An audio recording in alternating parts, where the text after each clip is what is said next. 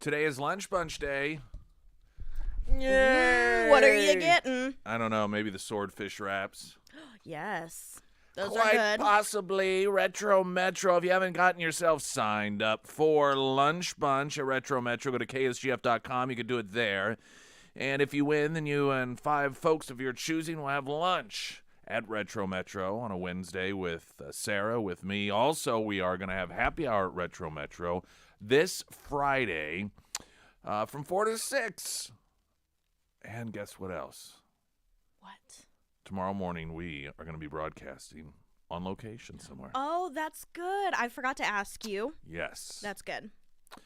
Hertz Donuts has a brand new location. And that location is, I think it's National and Sunshine. Oh, I've seen it. It's real Yes. colorful. Well, so Jeremy was in there yesterday. I wasn't able to go over because I had a number of different meetings, but he's sending me videos and text messages. Yes, it's very colorful. It looks neat. He was saying, oh, yeah, it's incredible. Now, let me explain why. It's not just a standard because every Friday, of course, Affordable Towing sponsors our Friday Road Show out at Scramblers. But outside of that, we rarely do a full show on location. It's just we just don't do it that often. Not for any particular reason. We don't. And when we do, there's a very specific reason, and there is a very specific reason for this.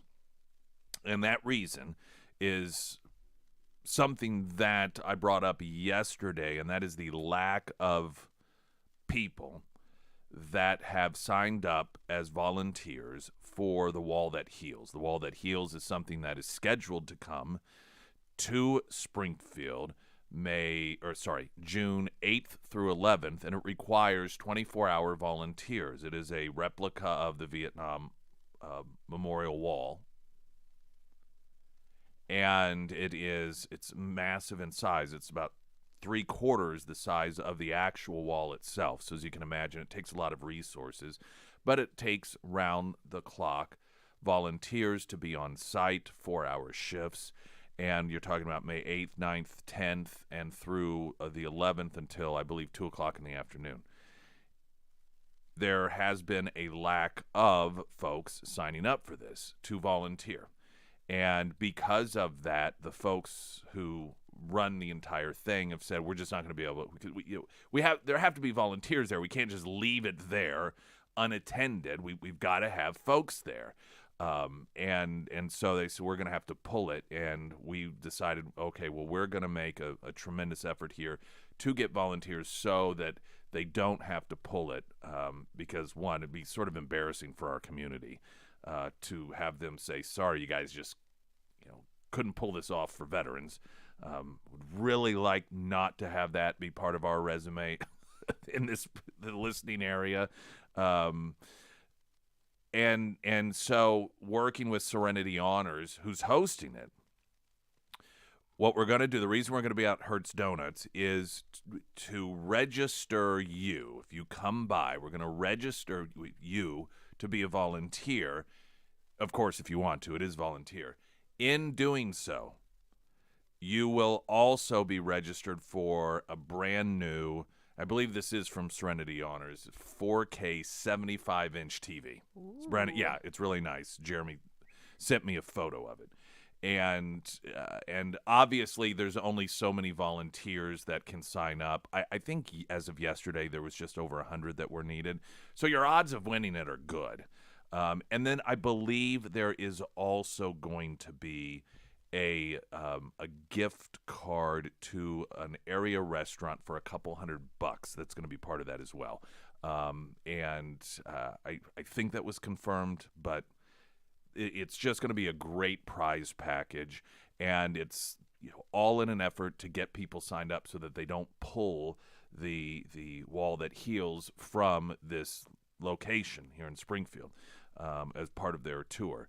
So we will be at the Hertz Donuts tomorrow morning, and we ask you to come by, and we'll have the times, the days and the times that are needed to be filled. They are 4-hour shifts. There is a, quote, training that takes place on the 7th, which is the day before it is set up and ready for people in the area, particularly veterans, to come and experience it. And there are a lot of veterans and a lot of non-veterans that can't make it to Washington, D.C. to see the wall. So this is the one opportunity in order to get a sense of that experience.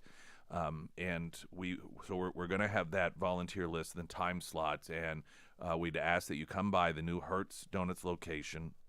And that is National and Sunshine, isn't it? Yeah. Okay, National and Sunshine, between 6A and 9A, and pick a time slot. We'll put get you down on it, and then that will also register you to win that brand new 75-inch 4K TV and that $200 gift. I don't want to. I need to text Jeremy and find out what I think. I remember what restaurant it is, but I don't want to say the wrong restaurant, just in case. But it's a nice one. And then, I mean, by the end of the show, we'll do the drawing because it is for sign up during that period of time. All right. I think I gave all the details I need to on that. So we we're trying hard to get this done. And as is often the case, I don't believe there's any other better grouping of people to get this done than this grouping of people that you that are listening right now. And I've really tried to encourage folks who are part of organizations, church choirs, civic groups, sororities, fraternities, whatever it may be, to sign up as a group, and we can get hopefully a lot of these volunteer openings knocked out with just a few groups. Of course, we want individuals as well, but if you are part of an organization, rally those troops, if you will, and come by and get yourself signed up and get them signed up as well. Tomorrow at Hertz Donuts, 6A to 9A, their brand new location. And by the way, for those that don't know, Hertz Donuts is created and owned by a veteran as well. I don't know if many of you may not know that. Jason Ryman now with the latest news update.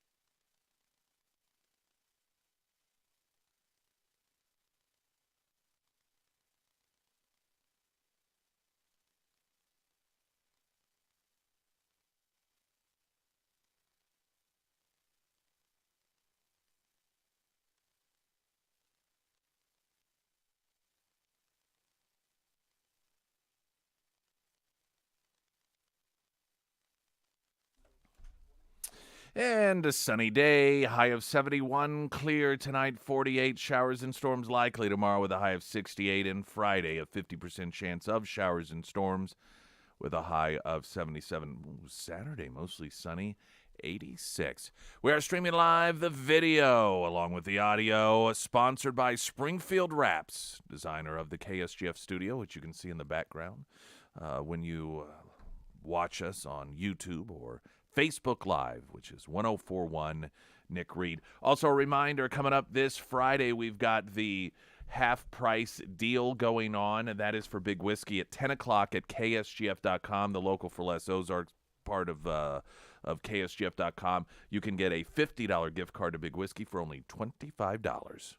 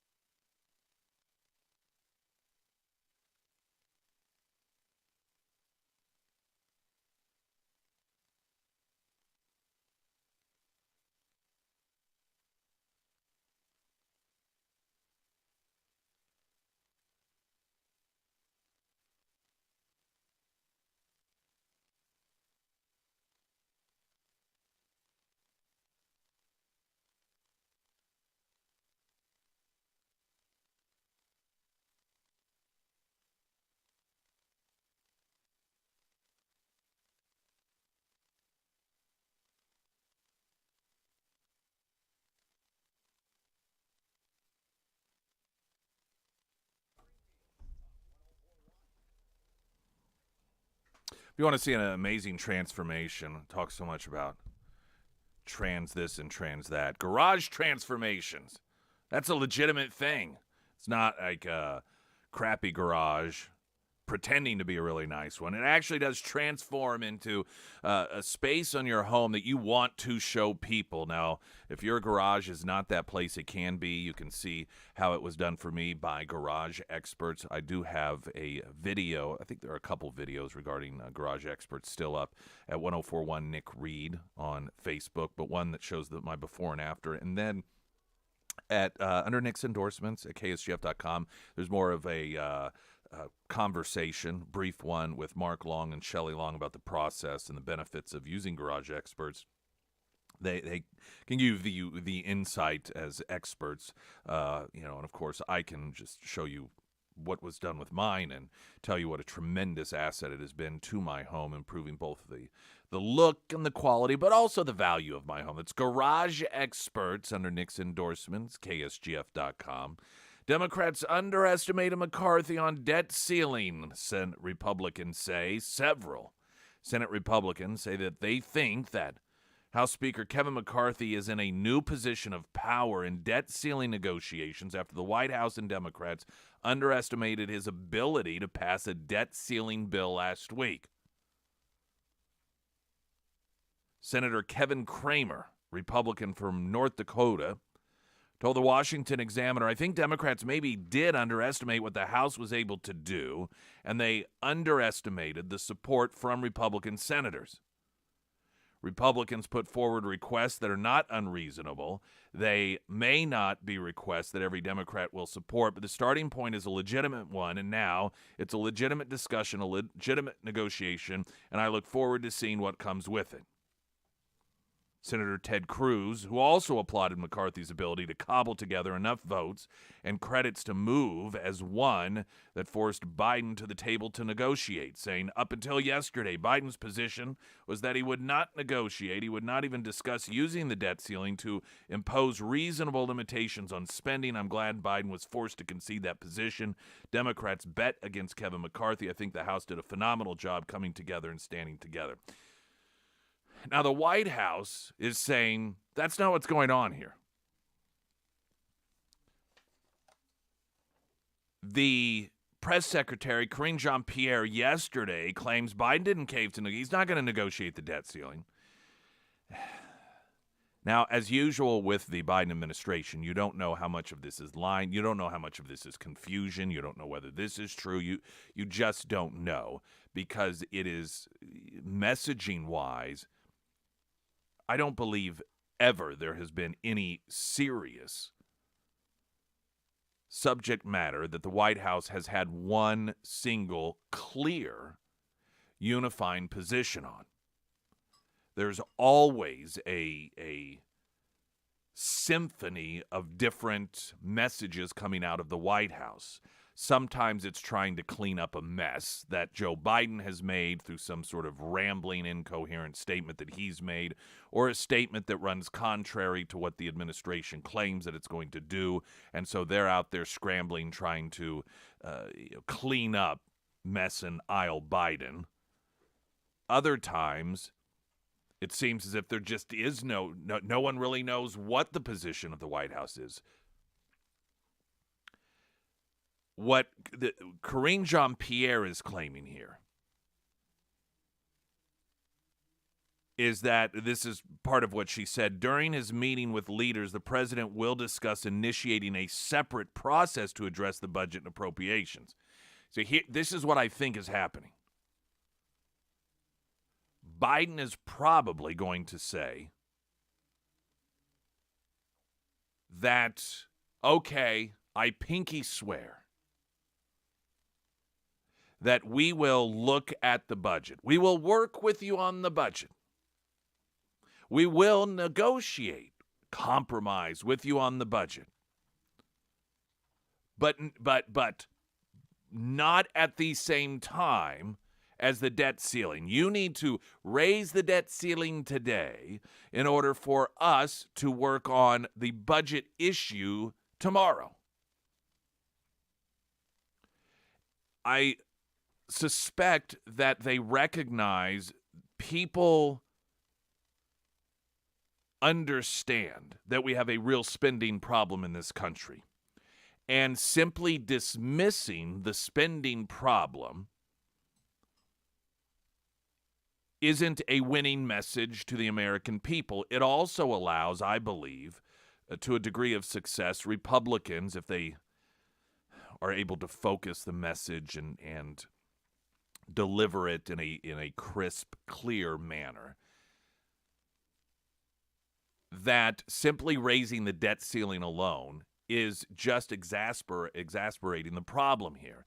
That the reason we have to, once again, have a threat of default, have a threat, all of the economic calamity that we told is coming our way is because we continue to spend much, much, much more money than we have coming in.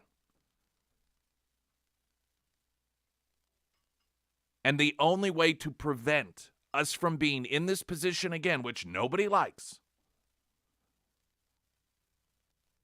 is to figure out the spending issue. These two things go hand in hand. One is the cause of the other. The reason that we have this situation is because of a spending problem. And simply raising the debt ceiling without... Many people understand this in just normal. If you're a business owner, you get this. If you are someone who is not massive, well, even if you are personally in the hole because you have really, really, really poor spending habits, you definitely understand this. If you are in the hole and you have 10 credit cards that are all maxed out, and somehow you do have potentially the opportunity to take out another credit card and you're going to have your vehicle repossessed because you can't pay that. You are in dire straits because you spend more money than you have coming in and you keep putting it on credit cards. And you go to somebody and you're like, okay, can't do this any longer. Eventually, the house of cards is going to collapse.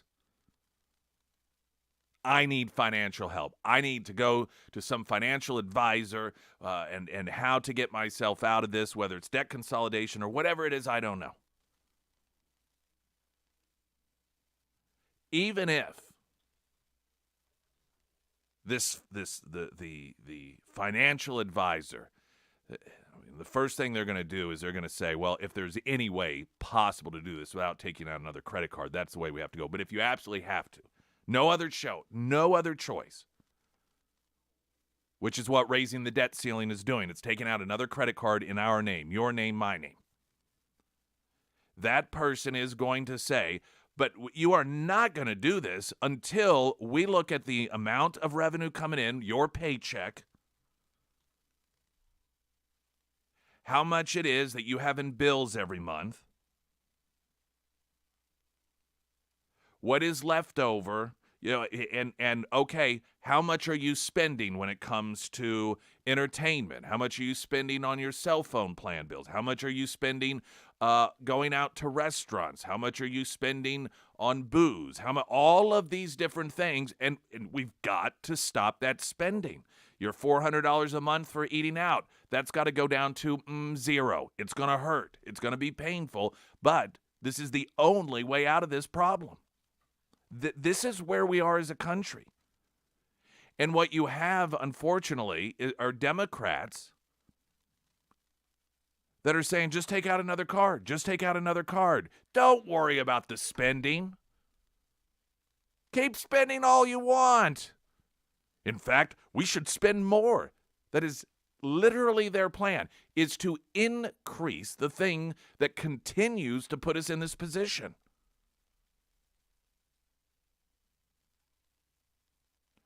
I suspect the White House recognizes that, particularly as they are trying to regain the White House, would love to regain the House, they do not want to lose the Senate, that people are recognizing that may not oftentimes pay attention to these issues, that Republicans are not only being reasonable, as long as Republicans can message this properly. They're not only being reasonable, but they are taking the only real responsible option here.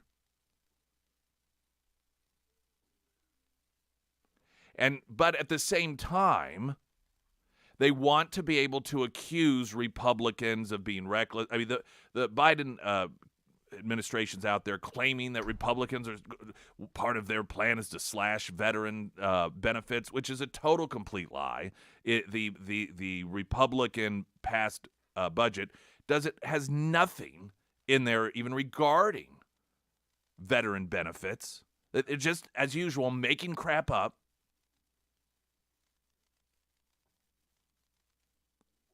But this invite to the White House, I imagine, is so that they can, and this is what McCarthy will be told, it's the I'll gladly pay you Tuesday for a hamburger today. We'll gladly go along tomorrow with budget negotiations as long as today you raise the debt limit. But if there's anything that we all know when it comes to Democrats, they're liars. They're just liars. You cannot trust them. And making that offer takes the leverage away from McCarthy if he were to accept it, because they don't then have to follow through with it. It's meaningless. Their word means nothing. It will also allow Democrats to say, hey, we said that we would work on this. I mean, these Republicans, these MAGA extremists are semi-fascist nut jobs, and they want to see this country destroyed. So even though Biden and the Democrats said, we'll work on it, but it's going to, we don't want to tie it to the debt ceiling because that makes it political, that makes it nasty. We need cooler heads to prevail, and we made that offer, and he refused.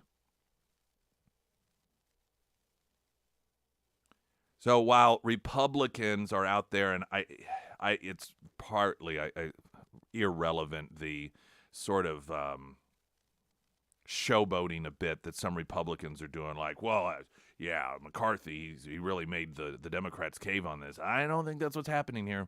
I think they're just into their next play. Springfield's Talk 104.1. I'm Nick Reed.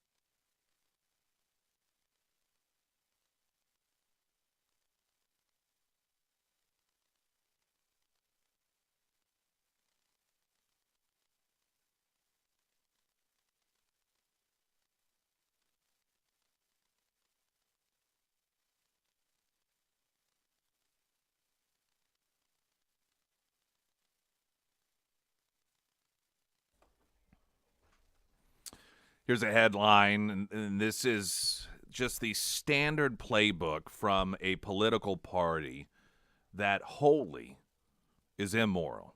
Biden falsely claims Republicans want to cut veteran benefits. Now, I'm going to read to you some of the details of this. And oftentimes what you have is a situation of semantics, or Democrats will, or you may just deal with dishonest people in your life. They'll take sort of a half truth and they'll twist it in order to be something it isn't.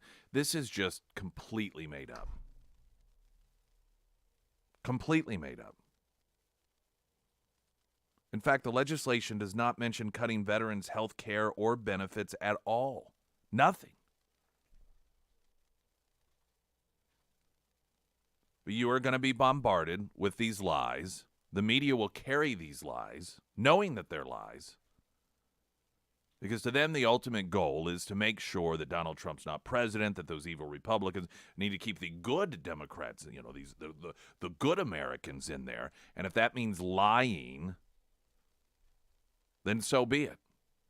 And this is going to be one of them. I mean, you're just going to hear about how the awful, evil, it's the same crap that we always hear. And generally, of course, when these programs do oftentimes get cut, or when they do get cut, it's not often, it turns out it's the Democrats who do it. Medicare is a perfect example. Twice that program has been slashed, to use their terminology, once under Obama and once under Biden. Yet if you ask the average person which political party wants to slash programs like Medicare, they'll tell you Republicans, and that is an indictment on the media because they carry and promote the lie. Traffic time.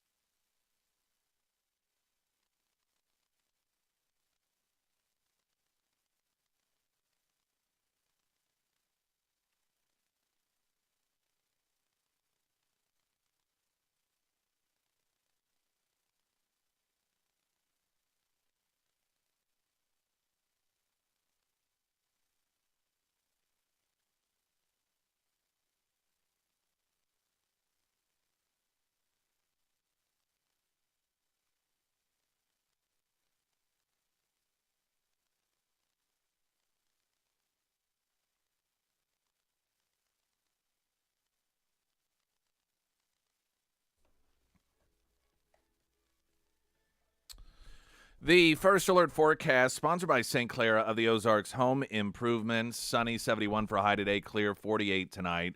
Showers and storms likely tomorrow with a high of 68, and Friday partly sunny. 50% chance of showers and storms, high of 77. We are going to be doing the show live tomorrow from Hertz Donuts, their brand new location, National and Sunshine, and this is part of an effort to last-ditch effort to prevent the pulling of the wall that heals from coming to Springfield. This is something Serenity Honors for some time has been working on having, and it's scheduled to come here. This is a three-quarters replica of the Vietnam War Memorial that travels the country. It requires a number of volunteers to be on hand 24 hours a day with 4-hour shifts. So it takes a number of people, obviously. And it is scheduled to be in Springfield on June 8th, 9th, 10th, and 11th.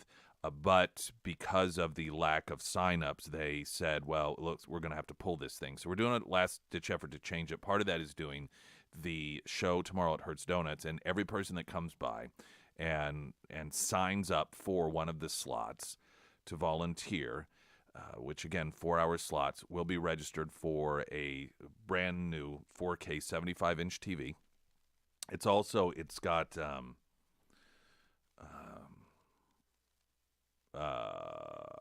it's got Android TV built into it, and so you can control it with your voice. In addition to that, there will be I believe, $200 gift card for an area restaurant. I'm confirming what that restaurant is this morning. And that'll be given away just sometime after the show. We'll do that drawing. This is all to try and incentivize some of you who are available or members of groups and organizations to come out to get signed up, so we can hopefully stop them from having to pull that incredible history lesson, if you will, that honors those who gave their lives during the Vietnam War, to keep them from pulling that from the Springfield area. So we'd love for you to come by the brand new Hertz Donut location. Tomorrow mornings we broadcast live 6 to 9 a.m., and that new location is National and Sunshine. A number of you noting Mansion, and there are conflicting interpretations of the Biden White House calling on congressional leaders, McCarthy being one of them, to come talk about this debt ceiling situation, which they're putting the January 1st mark on. That's when we're going to run out of money to pay our bills. And the reason that we find ourselves in this position over and over and over again is because the reason that we are in this position, we spend more than we take in. Even though after the Trump tax cuts, which Democrats lied and claimed was going to cost money, we actually had 50% higher revenue coming in than before. More money than ever. But they spend more than that. They being Washington. And so the only sane thing to do, if we're going to go even further into debt, taking out yet another credit card in the name of the American people, is to figure out where we're going to pull back on the spending increases. And we're not even talking about these like massive cuts. We're talking about, in some areas, just simply going back to the way it was in 2022.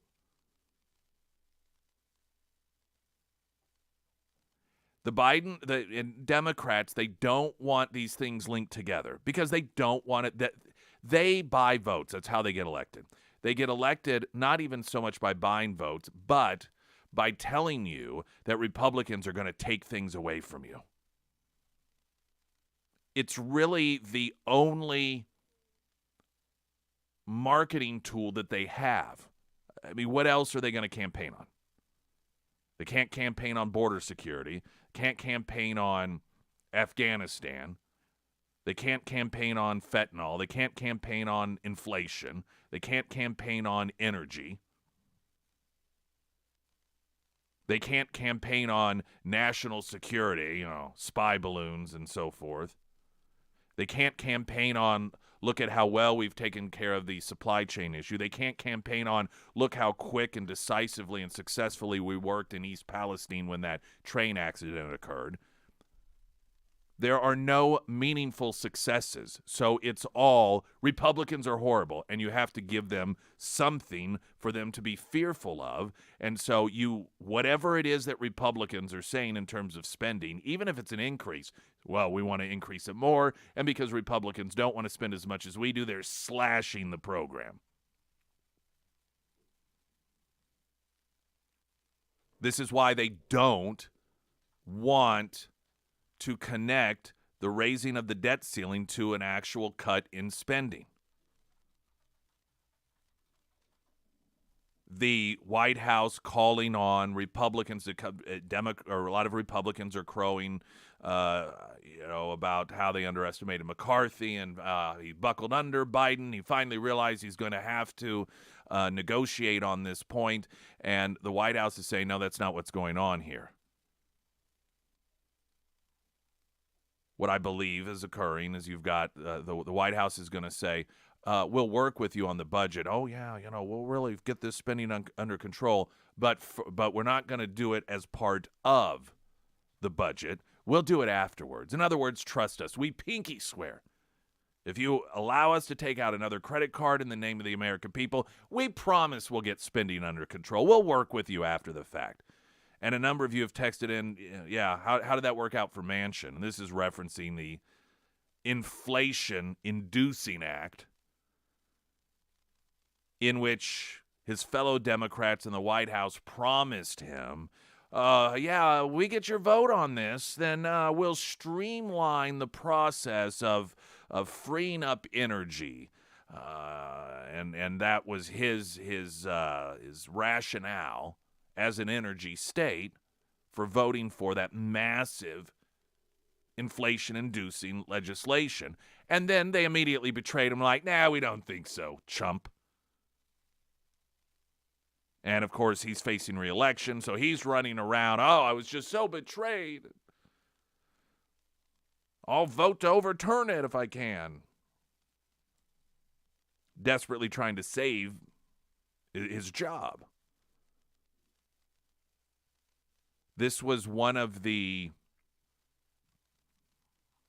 issues that Reagan had faced at one point, a promise from Democrats that if you do this, we promise. I think first Bush had a similar experience, which is why he ended up raising taxes after saying, read my lips, no new taxes.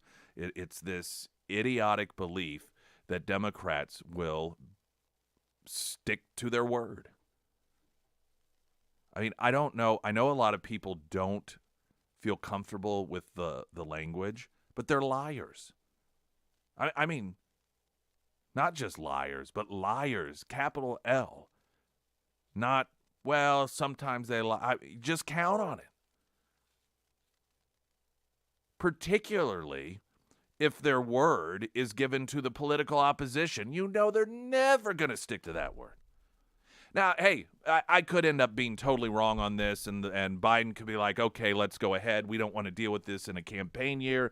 Whatever spending cuts are needed in order to prevent this sort of scenario from, fingers crossed, happening again in exchange for the debt ceiling. Okay, we'll do it. That could happen, but I suspect that's not what's happening at all.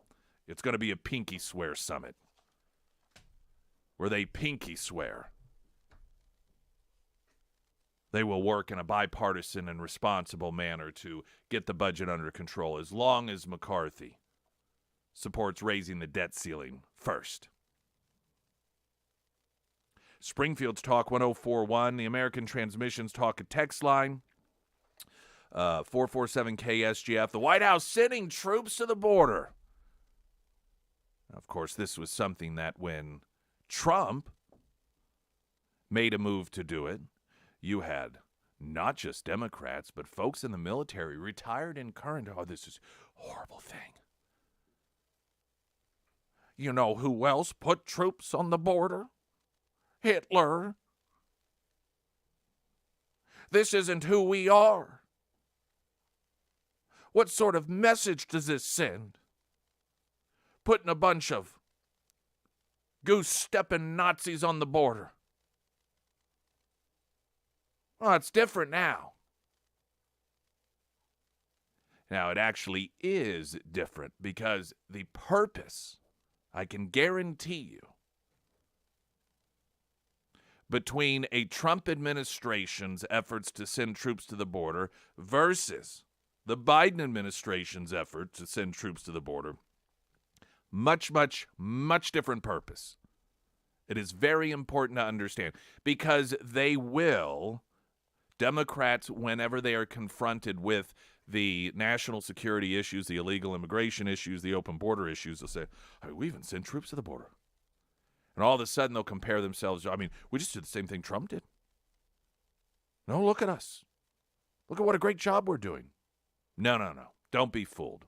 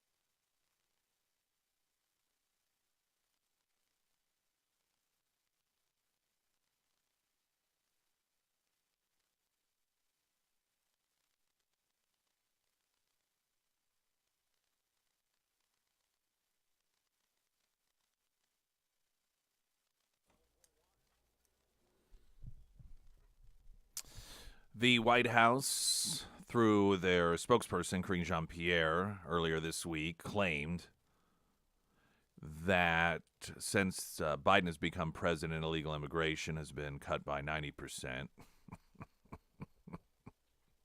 Yet they're going to send troops to the border. It was announced that Biden would be sending 1,500 active duty troops to the border to help out, as the prospect of Title 42 being lifted and a much greater surge at the border is expected. Now, of course, Trump also sent troops in the past, but that was horrible. That was Hitler-esque.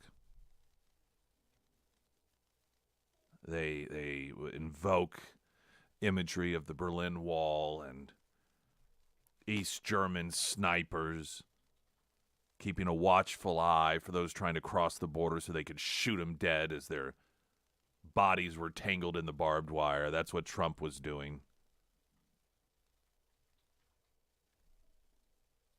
And now they're doing it.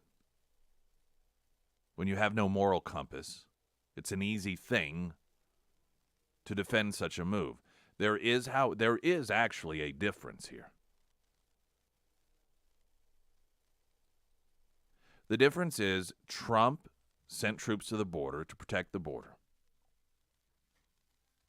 That is not what will be done with the 1,500 active troops by the Biden administration. They will be used in order to help funnel in as many illegals as fast as possible. They will actually, these individuals who have sworn to protect our country will instead be used as devices to increase the number of illegals coming into this country, which many of which could be terrorists. We know drug traffickers are part of the people coming into this country illegally. We definitely know that the industry of selling children into sex slavery has skyrocketed under the Biden administration policies. Even a whistleblower before Congress last week noting that under the Biden policies, we are actually acting as a middleman for the child sex traffickers. We are actively participating in child sex trafficking. And instead of utilizing the men and women who signed up to protect our country, they will be used as tools to increase the danger to our country by getting in as many of these illegals as fast as possible. And part of this is the imagery. They recognize some of the problem that the Democrats face is the imagery. And it's the imagery of the hordes of these people, the facilities which are overflowing beyond full capacity, the people that end up drowning trying to cross into this country, the people who end up living under bridges in the sweltering Texas heat. They understand that people see that and they go, that's not good. Now, the Trump version, of course, of dealing with that is create scenarios that decrease the incentive for people to come here. And he did it successfully. Hilariously, some Democrats are trying to claim, oh, no, it's COVID. That's why those numbers went down. It was because of COVID. BS. Trump made it very, very, very clear. You're not going to just be able to use the United States as your doormat any longer as long as I'm president.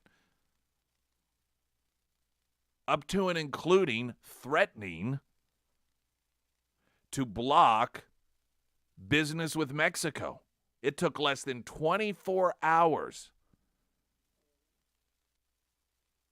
of Trump publicly letting the world know that many of the deals, and I think it specifically was dealing with Ford building some plants down in Mexico, that those things would not happen as long as Mexico does not help. And I mean Mexico within 24 hours sent troops to their southern border to stop people from South American countries coming through Mexico to get to the United States.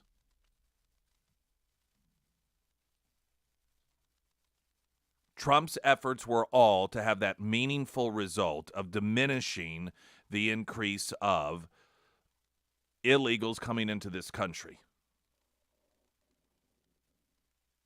What is different about sending troops under the Biden administration is it will be for the opposite. So it is to expedite the process so the American people don't see all of those people. So you don't hear the stories about the overcrowded facilities. You don't see the hordes of people that are standing around. They don't know where to go or all packed underneath bridges, and they want to get them through. They want to bus them to different parts of the country, fly them to different parts of the country, and in order to expedite that, I'm telling you, that's why they're sending those troops down there. It is not to help protect the border. It is to help those who want to illegally cross into this country.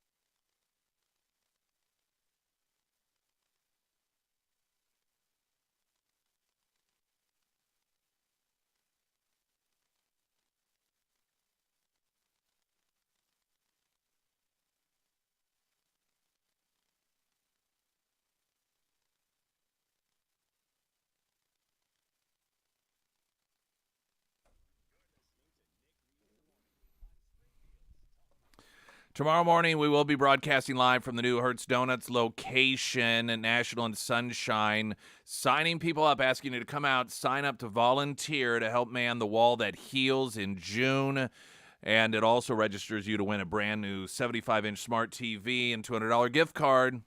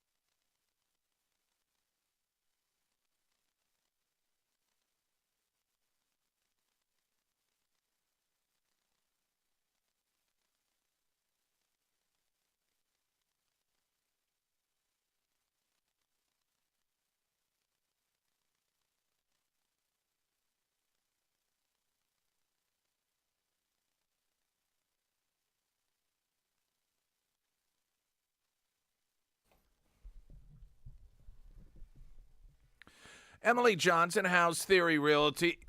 She's totally awesome. She does an awesome job. She's also a broker and owner of House Theory Realty.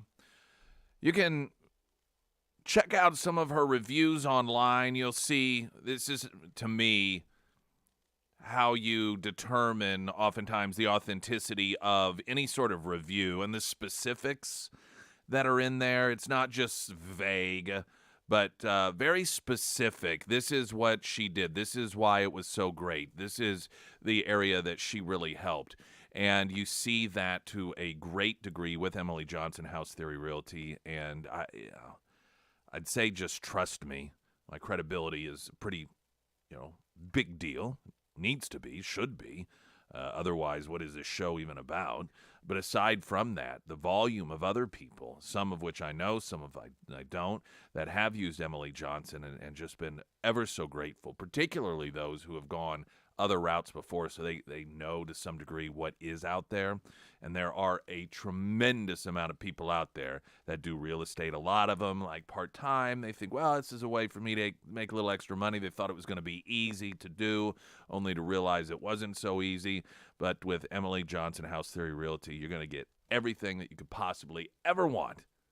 It's going to be awesome. I can just tell you that, as so many others do as well. All of our contact information is under Nick's endorsements at ksgf.com.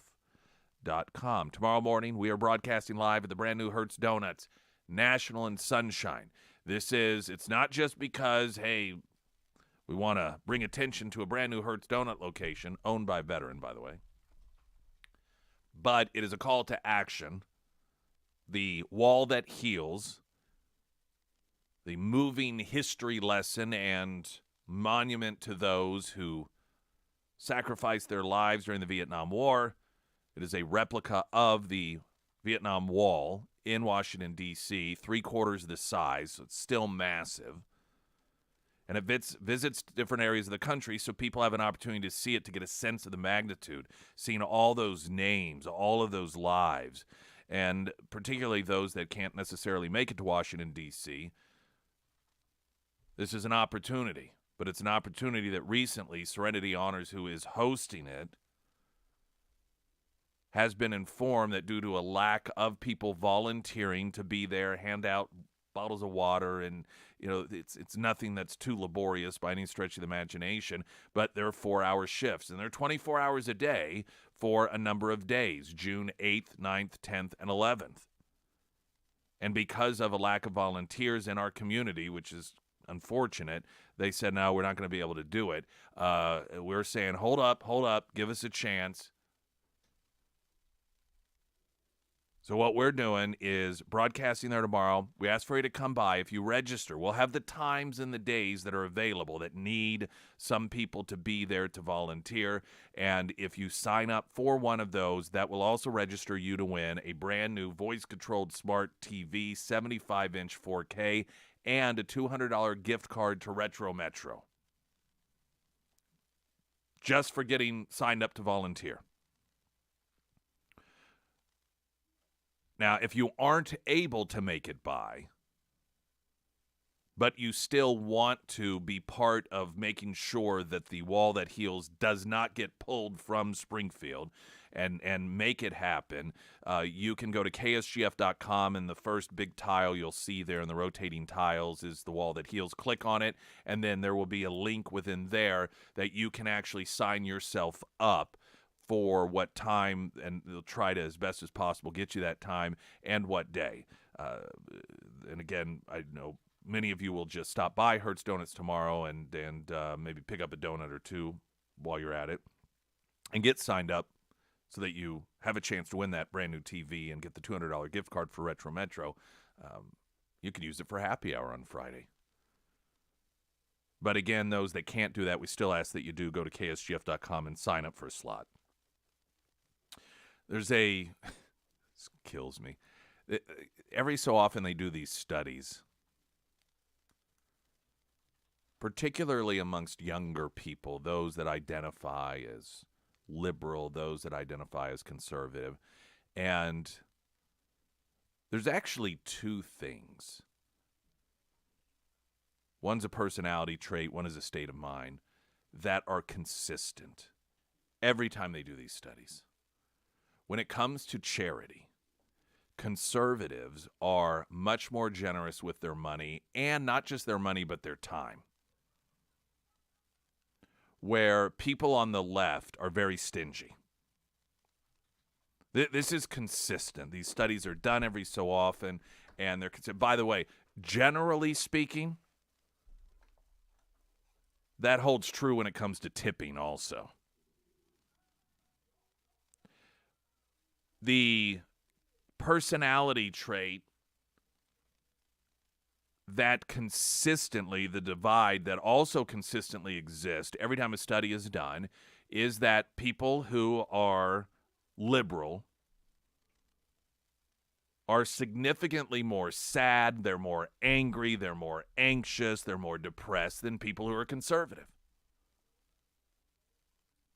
And this is making the rounds again. I think it was a Harvard study. It was some study. It was recently done and released again. And it once again showed the exact same result.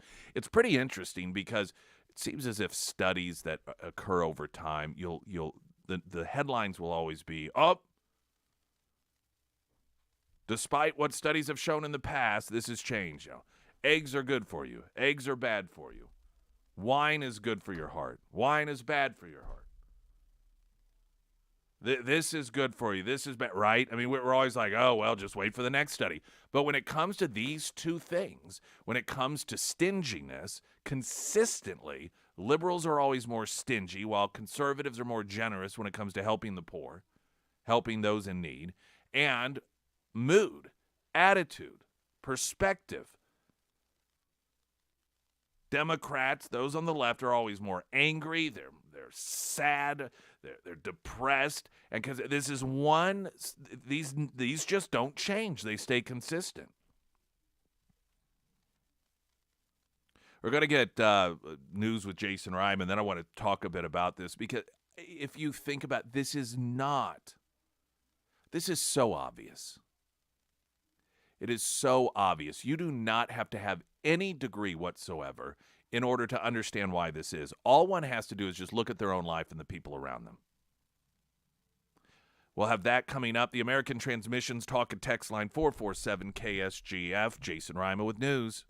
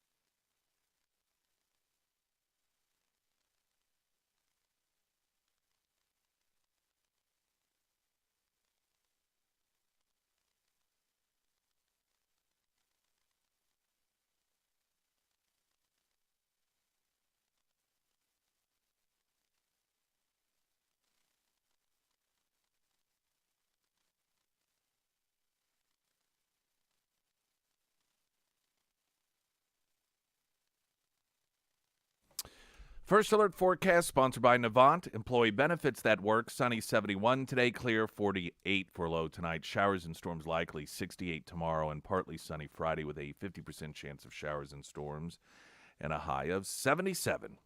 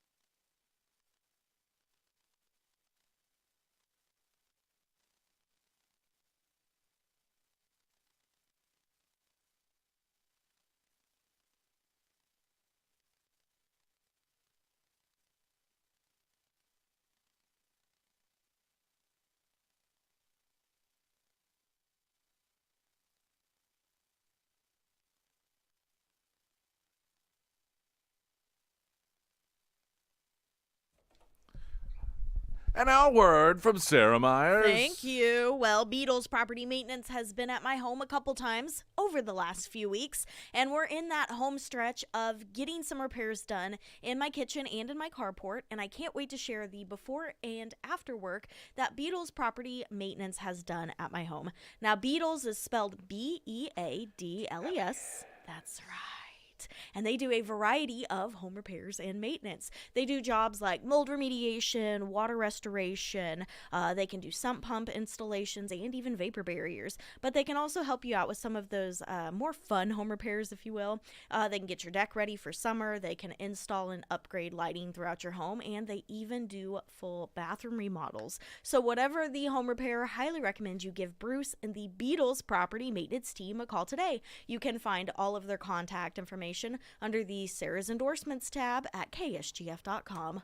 There has been yet another study that notes people who are politically to the left are much more miserable in life than people who are conservative.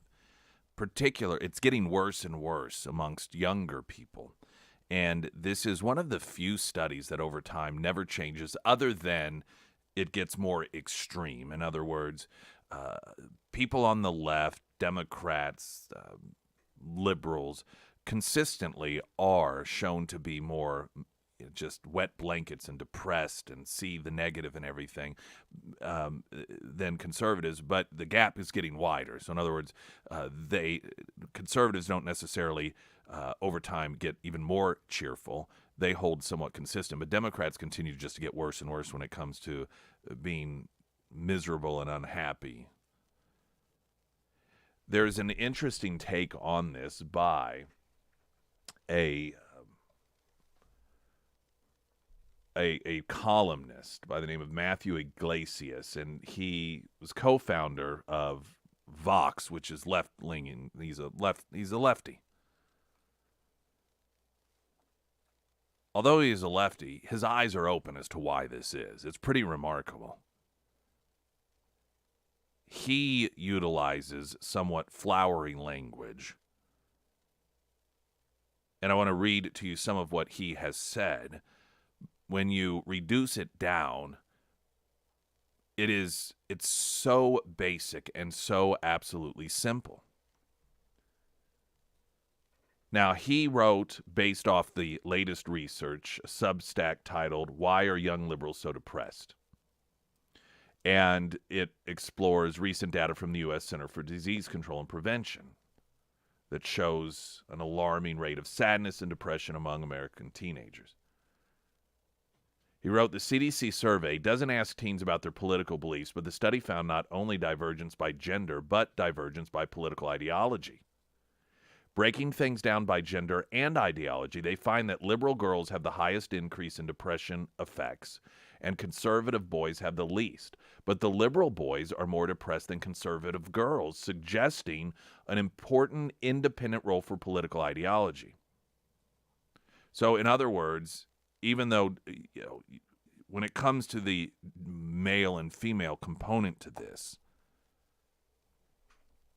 while many people may first think, well, girls, particularly in the younger years, suffer from these issues more than boys, it's more along ideological lines. So Iglesias argued that while exploring the impacts of technology and social media on teens is important, he does not believe that liberal boys are experiencing more depression than conservative girls because they're disproportionately hung up on Instagram-induced body image issues. He notes there's something specific to politics going on here. He credited, in part, what he called the selection effect, suggesting that progressive politics have become a more congenial home for people who are miserable. He went on to say, but I think some of it is poor behavior by adult progressives, many of whom now valorize depressive effects as a sign of political commitment. So, in other words, he blames it on the older generation of progressives, and that the more miserable you are in life, the the braver you are, the more valor there is to it, the bigger the victim you are, the more celebrated you are. This is so completely true. You just, even if you take politics out of it, this struck me a couple of years ago, and it was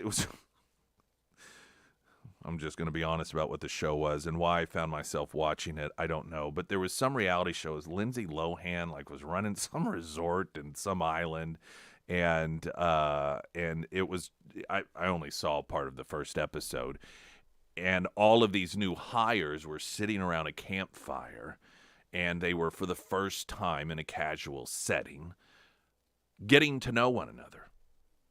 And as they went around just sort of giving an autobiography, short version of how they saw themselves when they're describing, to the others, well, this is who I am, this is my background. Every one of them were seemingly trying to outdo themselves over how bad their lives were. How they were victims.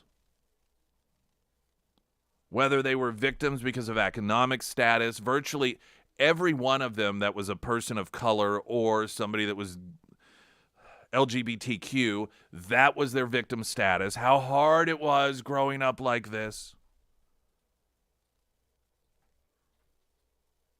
And I realize that we've got this valorizing, this virtue assigning to people who have the worst scenario life possible, who are the biggest victims, who have been so scarred and so hurt. And this individual who's on the left is recognizing that amongst progressives, this is a real problem. He said, I think that we need some kind of society-level cognitive behavior therapy to convince people that whatever it is they're worrying about, depression is not the answer. He acknowledged the argument that some on the left say, their rationale for this is that, well, people on the left are depressed because they correctly perceive injustice in the world. See, they're really in tune with everything. That's why they're depressed. While conservatives believe that, there's this magical Jesus and everything's going to be okay. So they just don't know what's going on in the world. And they have these fanciful ideas that everything's going to be wonderful. But it's the left that they really understand what's going on. And that's why it's so depressed. They're so depressed. His reaction to that is noting that progressives have, quote, used their agenda-setting power to make structural racism, pervasive sexism, rampant socioeconomic equality into unavoidable features of political discourse as a method of getting people to pay attention to what they think are the most important issues. Saying mentally processing ambiguous events with a negative spin is just what depression is. And while the finding that liberals are disproportionately likely to do it is interesting and important, it is not sound practice to celebrate that or to tell them they're right in doing so. I've got to take a break, and some of that, it's arguably flowery language that you can get lost in to some degree. It is so basic and so simple. And at the same time, it's so sad because it's so unavoidable. But part of the reason that it continues to get even darker and more depressing within the Democrat Party is because that is how they get people to vote for them. I mean, just even the imagery of Biden when he had all those red lights and everything was awful. Extremists, semi-fascist, MAGA Republicans and Trump supporters, and it's all doom and gloom and horrible. And there's only one hope, and that's the Democrat Party.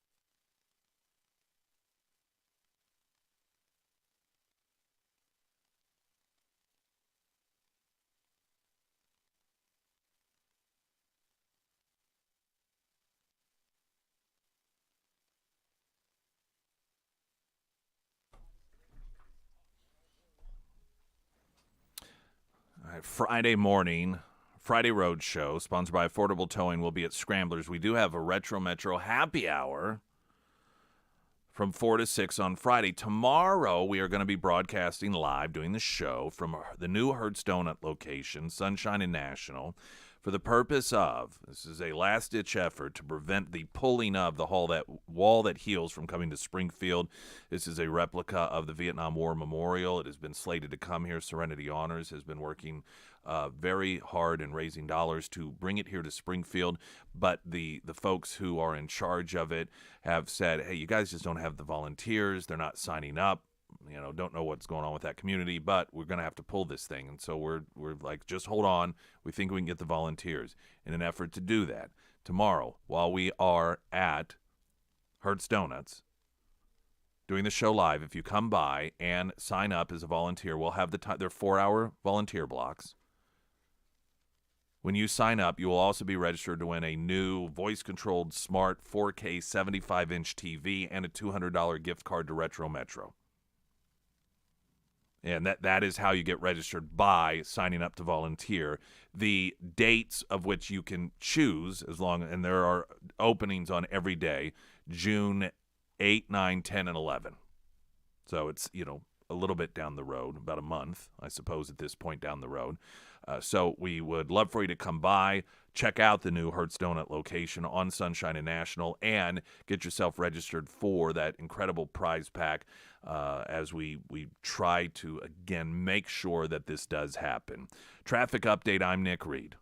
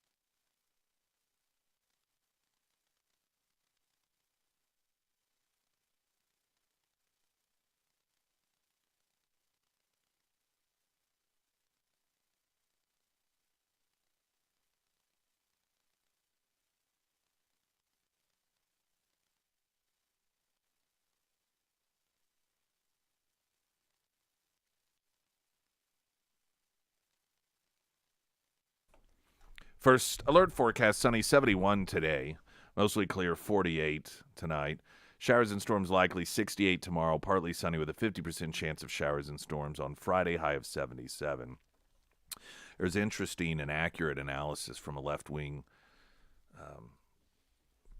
contributor. He, in fact, was the co-founder of Vox, which is a liberal site, with yet another study showing that young people who identify as liberal are significantly more depressed and sad and angry than their conservative counterparts. And his analysis is largely because it's a trickle down from older progressives who have made it a virtue to be miserable. The more miserable you are in life, the more committed you are to whatever cause. And he notes that you can recognize, this is essentially what he's noting, that one, this has to change, and you can recognize that there are things going wrong in the world and injustices, but that doesn't mean that you have to be committed to being depressed about it all of the time. And I do believe this is one of the main differences between those that are more conservative versus liberal. Now, conservatives are much more likely to be Christians, and if you are a Christian, you have a recognition that in the end, if you have accepted Christ and you are on that particular pathway, that really what happens here, while you should always try to right wrongs and do the right thing and act as close to Jesus in the way that he did, that it's unimaginable how wonderful things are going to be. If you aren't a Christian and you can't comprehend that, imagine that it's Monday and you are at work, and Friday you are getting ready to go on a month-long vacation to somewhere you've been wanting to go your entire life, and it's going to be the most incredible thing. It's what you've waited for your entire life, but Monday you're kind of having a crappy day. Ultimately, when you remember, by the end of the week, everything's going to be totally awesome and wonderful. You don't stay deeply depressed because you're like, man, that's all right, because by the end of the week, things are going to be totally awesome. Now, that's the best illustration I think I can give to someone who doesn't understand that perspective of a Christian. It's knowing that in the end, everything's going to be beyond okay. It's going to be wonderful. And when you have that belief, it makes you see beyond the sadness of the things and the injustices that are going on in the world. That doesn't mean that you totally ignore them. And it doesn't mean that you don't have bad days. It doesn't mean that you don't get sad. But you're anchored in a belief system that is one of ultimate glory and happiness. And so your baseline is one of happiness. Well, if you don't have that, people are always looking to fill, right? I mean, you've got to have a purpose. You've got to find something. And if it's not that pathway, or even another religious pathway where your belief system is, hey, here on earth, that this amount of time is almost insignificant compared to eternity, and where things are going to be wonderful as long as I continue on the path that being righteous and so forth.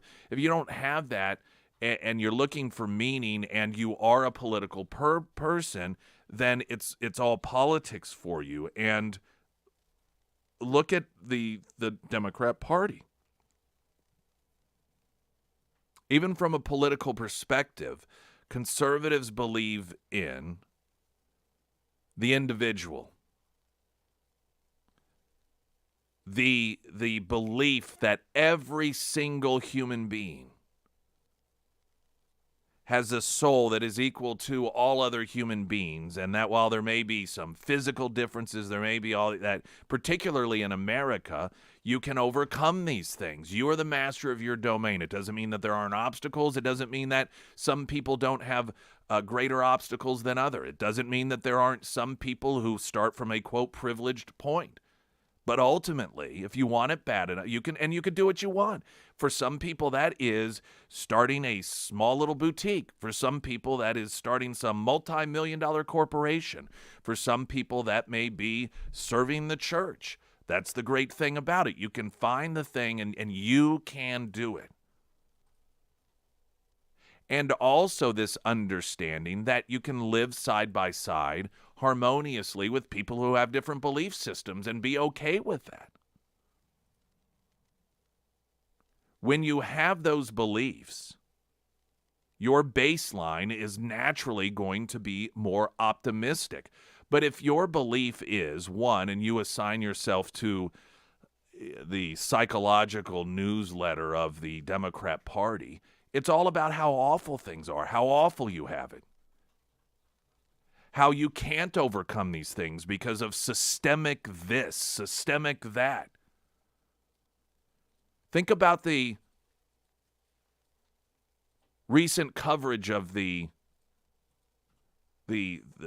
incident with the Springfield Public Schools and MSU and Burrell Health, and corralling these kids together, all for the purpose of telling them all how horrible it is for them. They were kids of color mostly. You have these adults that they see as authority figures telling them, close your eyes, raise your hands if you've ever had to deal with the horrors of racism. And though only about 1 out of 5 raised their hand, they were lied to and told, every one of you raised your hand. So, of course, all those who actually didn't assumed that they must have been the only one and they just weren't noticed, and so you have people with political agendas on the left that are indoctrinating you to be depressed and to think your life is horrible whether you know it or not. Everything is an injustice.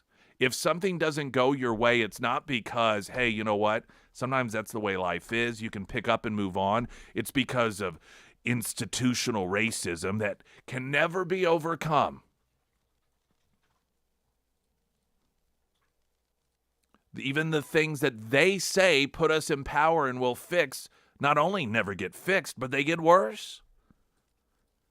Think about it even outside of a political context, just in life, because it's a relationship. I like to equate the political parties and the relationship with their supporters to a relationship between a couple.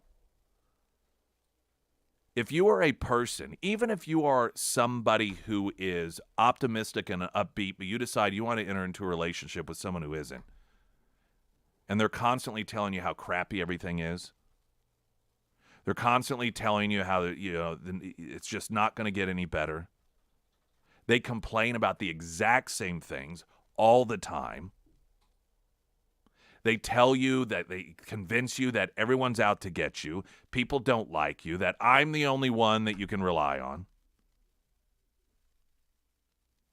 That's going to take that person and make them a very depressed person.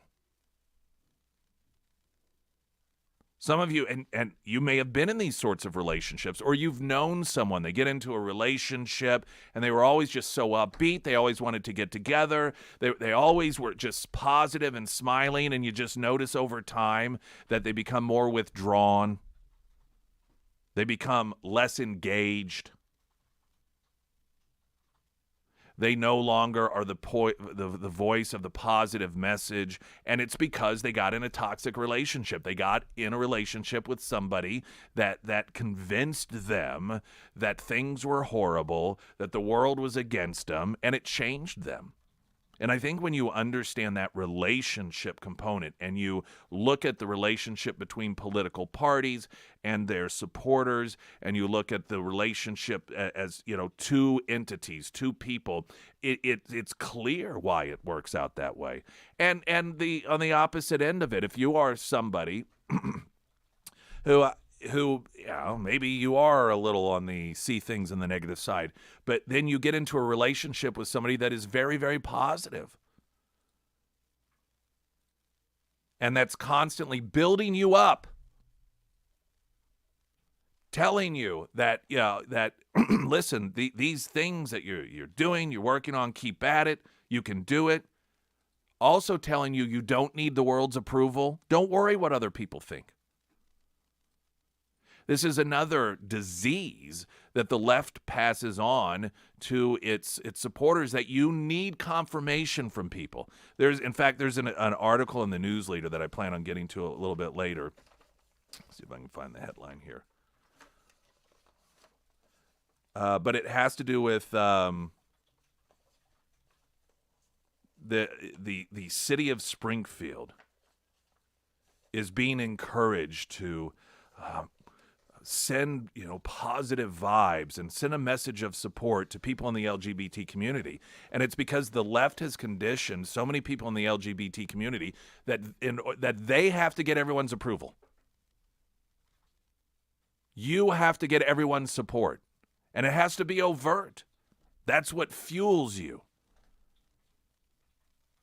If you're in a relationship and the person who is in that relationship with you is telling you constantly that you need everyone's support, you need every single person who may not think you're the greatest in the world, they just go on and on about it, and they force you to dwell on that, you're going to be miserable. But if you're in a relationship with someone that constantly lets you know you are the master of your own domain, you can do it, you don't need other people's approval, that person is going to be more positive.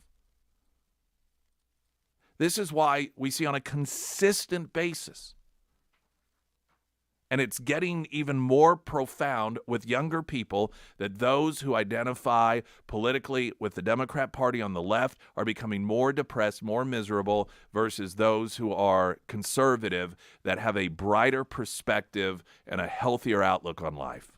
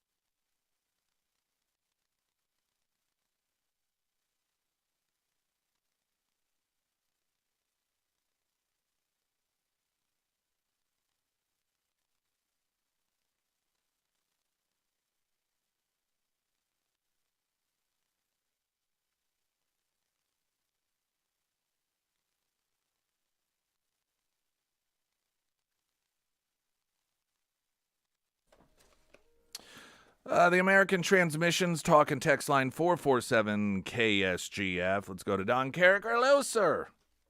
Hello, good morning. And good morning to you. What's going on? Hey, just talking about liberals and why they are the way they are. My take on it is that liberals are basically immature children. And if you think about it, it makes sense. They don't want any responsibility. They want somebody to take care of them. They want to be entertained. They don't want any responsibility. And they're pretty dang selfish. So if you think about it, we are the adults, they're the children. We have to take care of them, and they expect us to take care. They expect government, Big Daddy G, to take care of them. And if you look at it through that lens, every time you talk to them, visit with them, whatever, and it's all emotion. It's not, they don't use their brain at all to logically think through things farther than the next step, just like basically about a 6 or 8 year old. That's my take. Yeah, well, younger people are increasingly having, I mean, you want to talk about a system that's working against people. There is a system that's working against young people, and it's largely the education system. And you mentioned the characterization of people on the left that they don't think. And our schools are increasingly, particularly universities, doing just that, teaching young people how to be anti-intellectuals. So in other words, not just lacking intellectualism, and that is using your mind, thinking through things, but the opposite of it. Those who do that are enemies of all that are good, because there is a certain way you are supposed to believe, and if you don't believe that, you are bad. And when you take young people, you emotionally stunt them by not allowing them to grow with interpersonal relations, by protecting them from every little conflict under the sun, at the same time teaching them that exploring ideas, that talking about issues that might be controversial, is not a good thing, and you demonize people who do that as racist, as bigots, as whatever horrible terms they want to use. And instead, here's what you're supposed to believe. You combine all that and you create these emotionally driven, almost like an invasion of the body snatchers of sort, but they're emotionally driven. There's no freedom to think. There's no freedom to recognize that they can think. And to some degree, naturally, you're going to have people who are emotionally driven go to the Democrat Party because that's what the Democrat Party uses in order to ensnare people into their belief system. It's all emotion. Doesn't matter whether the plan works or not. I mean, gun control is a great example. We need more gun laws, but that doesn't work. In fact, it makes things worse. But it makes you feel good to support that sort of thing. And plus, we're angry, so we just got to do something. One of the most ridiculous statements that can be made, the quote, "we just got to do something," and yet you hear leaders use that verbiage. All of that combined, it's naturally understandable why people who are on the left politically find themselves to be constantly miserable and unhappy. I don't know how a genuinely happy person with a healthy emotional state of mind and understanding of the world could be a liberal. I'm not saying that to be insulting, but I genuinely mean that. I'm sure that those people exist, but as I try to intellectually understand that and figure that out, it's something that I suppose in my mind those who are truly emotionally healthy and have a healthy balance and understanding of life and relationships and self-responsibility and self-esteem, if they are liberal, it's because they just think that they are. But really deep down, they actually aren't. Don Carricker, thank you. As always, good to hear from you. We've got to get another traffic update here. I'm Nick Reed.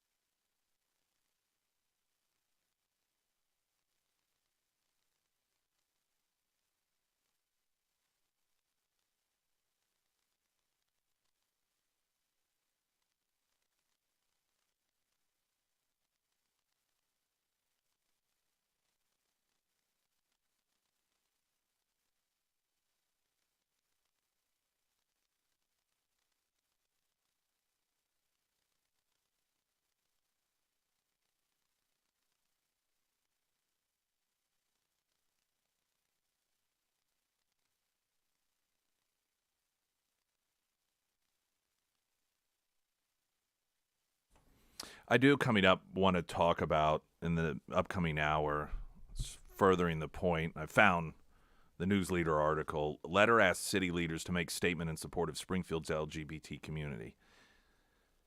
And this is the sad. It is a mental, I believe, disease in which people crave other people's approval, the need for it. And people, sadly, in the LGBTQ plus community have been, many of them, conditioned to desperately need that. I mean, can you imagine that? I suspect many of them, they tell themselves they don't. When you throw yourself parades, when you have months and you demand people praise you, that's what, this this piece from Andrew Sullender, is kind of that QAnon conspiracy guy, sees I'm surprised he didn't mention QAnon in this, because he sees QAnon behind everything. But I try to put myself in the shoes of others, and I guess the best, I as a Christian, I mean, for Pete's sakes, we live in a world where an administration is having the Catholic Church infiltrated. I mean, I'm not Catholic, but where Christian parents are seen as potential domestic terrorists. There are definitely, where if you are a Christian baker, a Christian florist, and in order to simply abide by your beliefs, you let other people do whatever you want, gay weddings, everything, I just, not my thing, and people want to force you to do it, and if you don't, they will destroy your entire lives. So I think it is fair to say, as a Christian in America, there certainly are attacks on my belief system. But I know that I can't imagine seeking other people's approval for any reason, or going to the city and asking the city to tell everyone that my belief is good and my belief is right. I don't need them to do that. For the sake of everyone else, of course, as a Christian, for everyone else's souls, I would love for everybody to have that same experience and relationship that I have as a Christian. But this need to get the approval of everyone else, it is such a horrible, toxic, devastating thing to do to anyone. And the fact that it is done to certain segments of the population by the people who claim they're their biggest champions, you are doing them no favors. And if you're the recipient of this illness that they pass on to you, the people who pass it on to you are doing you no favors. They may think that they are. I'm not by any stretch of the imagination trying to claim everyone who passes on that addiction and that need, they're not doing it because, they really want to screw you over. I think many of them think that they're doing the right thing. It's like you watch one of these shows and, My 800-pound neighbor or whatever it is, and you see their families, you're like, why does a family give them, why do they keep giving them liters of soda? Don't they see that they're feeding the problem here, but they think that they're helping? News in 60 seconds.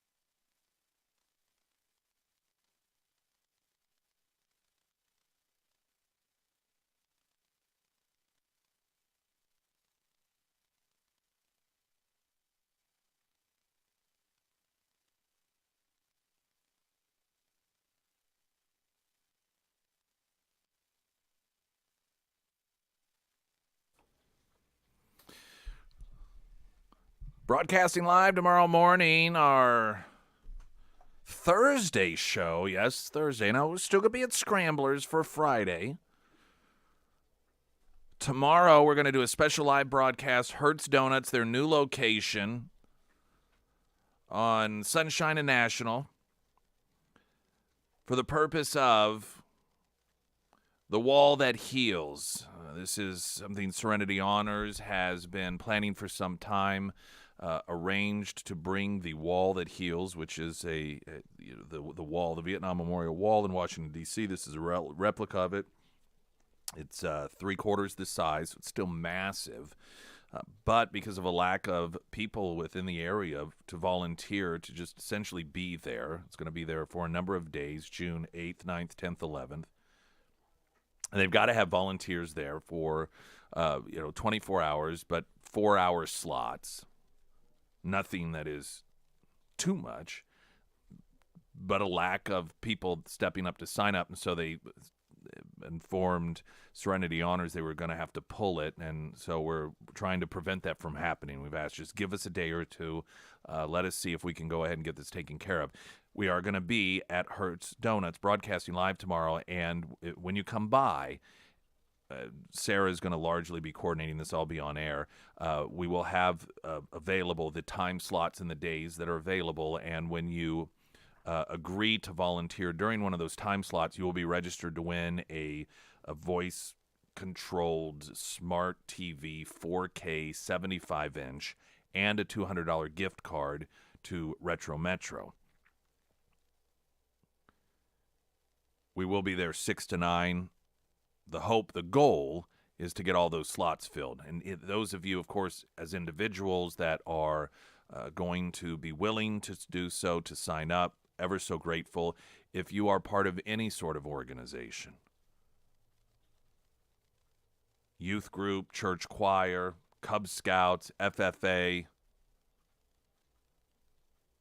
sorority, fraternity, whatever it may be, I would encourage you to, as a group, as an organization, to come and all get signed up and help us get this done tomorrow. If you are not able to make it out there, but you would like to go ahead and sign up, you can do so. Go to ksgf.com, and you will see the big display that says The Wall That Heals. Just click on it, and then through there will be a link where you can go and pick a time and a day that you would be willing to help out. So our goal is hopefully by the end of tomorrow morning to have the people who are in charge of the entire thing say, all right, we did it, we got it, we don't have to pull out after all.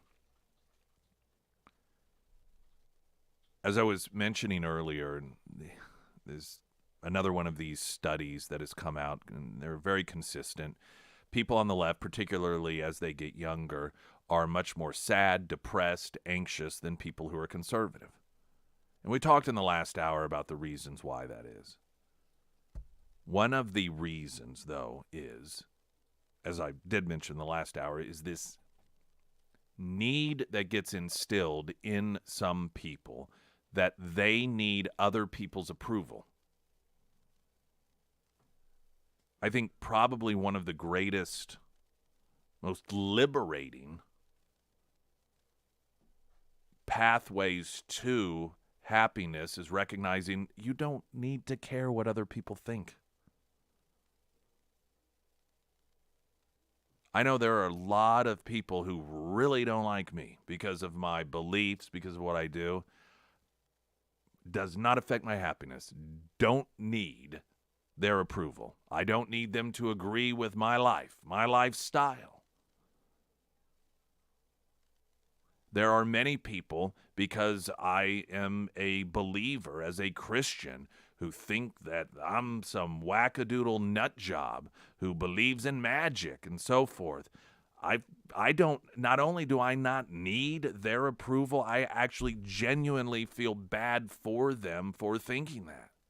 I don't spend a lot of time on it, just,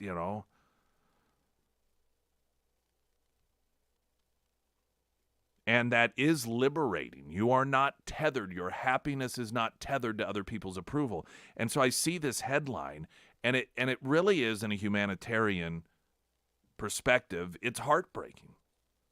Letter asks city leaders to make a statement in support of Springfield LGBT community, and that is because of people who have been conditioned to believe that you have to have this sort of support. You don't. You don't need a idea that you need politicians on some city council. Amid a statewide push to restrict care for transgender Missourians, which right there, they can't even write the first sentence without it being misleading. This is all about saying that you cannot take underage kids who are suffering from depression, convince them it's because they're in the wrong body and they need irreversible surgery and chemical castration. Otherwise, they'll kill themselves if they don't do it. Most reasonable people understand that. Hey, you become 18, you want to do that stuff, knock yourself out. But as a child, no. So amid the statewide push to restrict care for transgender Missourians, a former city council candidate is urging council members to speak out on behalf of the transgender community in Springfield. Jeremy Dean, who ran unsuccessfully for city council in the April election, penned a letter with former campaign manager Liz Wirtz that was sent to Springfield City Council last week, urging the council and its members to publicly affirm them and affirm that they are welcome to live in Springfield. You don't need other people's affirmation. They're in my mind, these people are chained. They're chained to all of these other people, and they're chained to needing their affirmation. They're chained to needing their approval. Unlock those chains. You don't need it. Now, I know it's easier said than done. It is a very deliberate mindset. Once you get there, and this is how the brain works scientifically, your brain, the pathways, the things that fire off, they take essentially the pathway of least resistance. And so you can actually, if you are a negative person, there are deliberate steps you can take to where you over time instinctively become positive. And vice versa, people who are instinctively positive can take deliberate steps to become instinctively negative. If you've been conditioned your entire life, you need affirmation from others, you need approval from others, you need letters affirming you, you need parades, you need all of this support. Yes, it isn't easy. You can't just flip a switch to no longer need other people in that capacity, but you can, over time, relieve yourself of that slavery. It is possible. You can do it. If you don't, you will never, ever be truly happy. Springfield's Talk 1041, Jason Rimey. He's got the latest news update.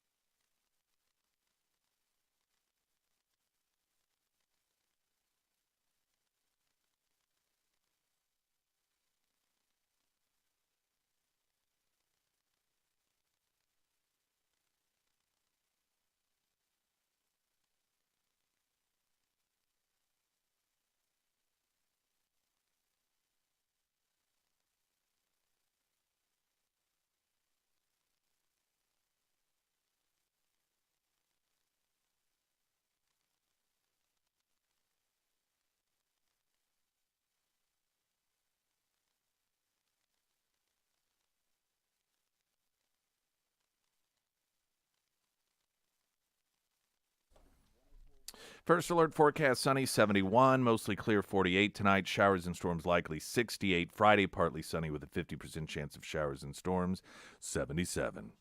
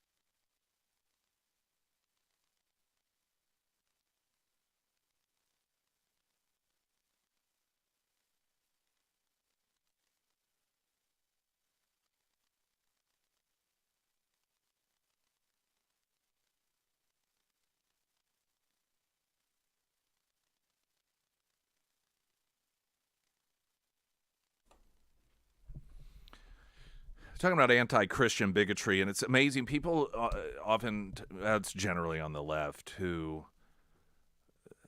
rail against what they call bigotry. They themselves display it. And in this article, letter asks city leaders to make a statement in support of Springfield LGBT community. The person behind the letter also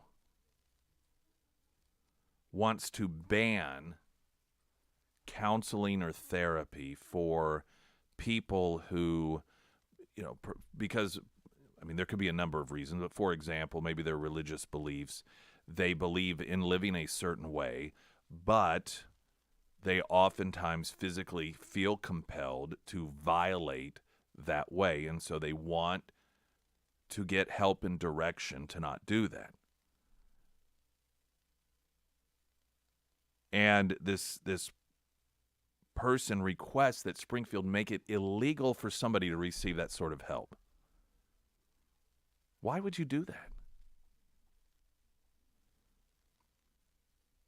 The letter goes on, this is as it reads in the newsletter, to request Springfield ban conversion therapy, a discredited therapy, of course. They don't list why it is, but evidently Andrew Sullender just has decided that, in his opinion, it's discredited. So you don't need to know who says it's discredited or why.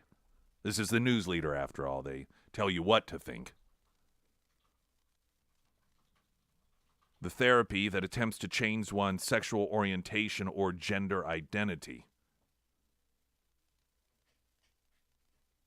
Quote, banning the pseudoscientific practice of conversion therapy for minors is an action you can take to show that our city cares about the health and well-being of children who might be dealing with the struggle of self-acceptance. Conversion therapy has been detrimental to many people and has a meager success rate.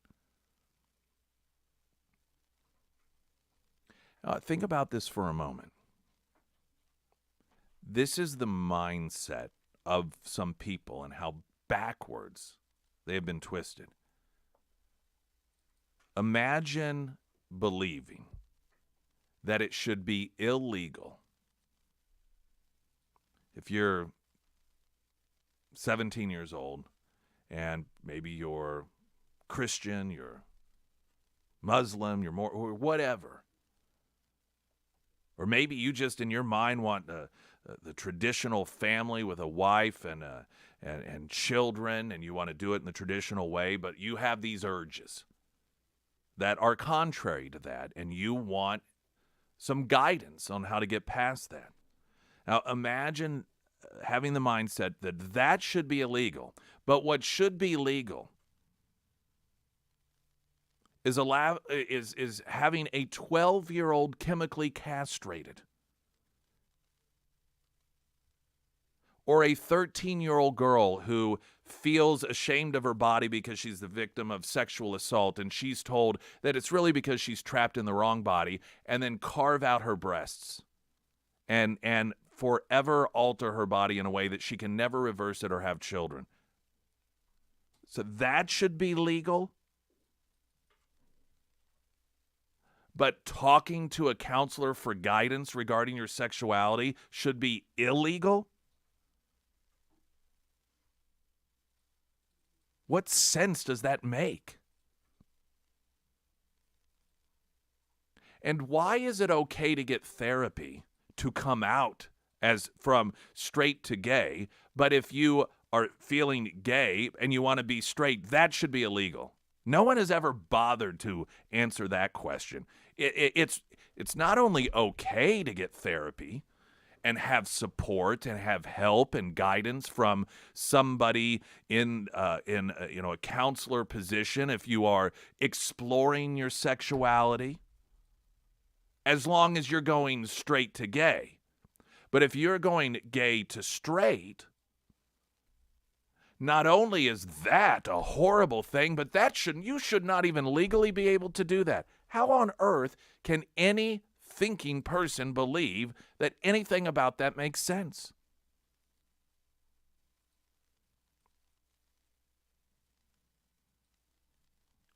So much of this is upside down and twisted, and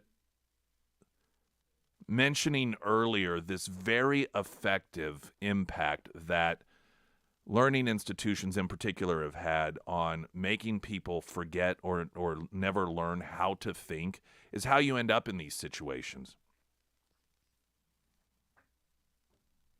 Think about the contradictions so often, particularly when it comes to these left-wing organizations. You'll have a scenario where a left-wing organization, politically LGBTQ+, politically, and somebody at a restaurant is accused of being homophobic. And so what do? They demand a boycott, right? Well, look at Chick-fil-A.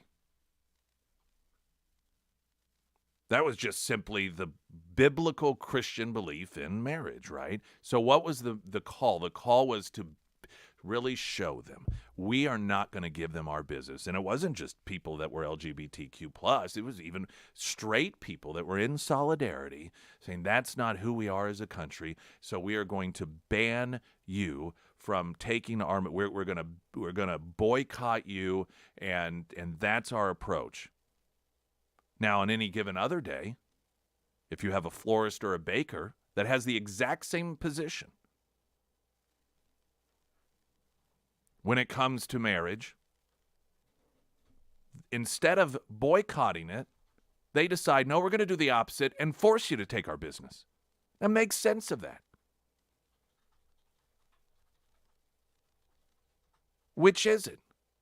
Do we force Christians to violate their personal religious beliefs when it comes to LGBTQ issues, or do we force them, or do we deny them the business? How do you decide these things?